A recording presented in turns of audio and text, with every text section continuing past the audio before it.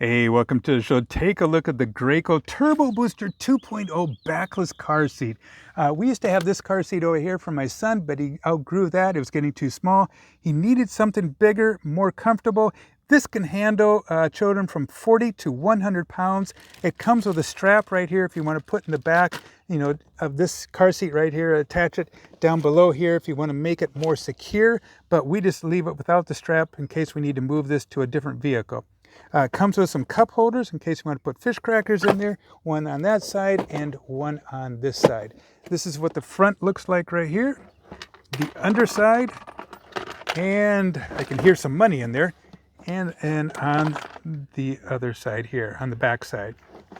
The cool thing I like about this car seat right here, look at this cushion right here. See how far I can bring my fingers down in here?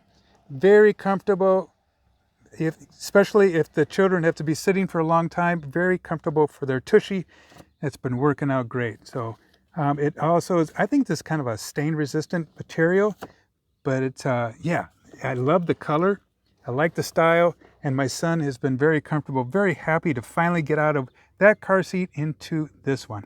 Hey, I'd sure appreciate it if you hit that likey button, and like always, have a fun day. Adios. Goodbye.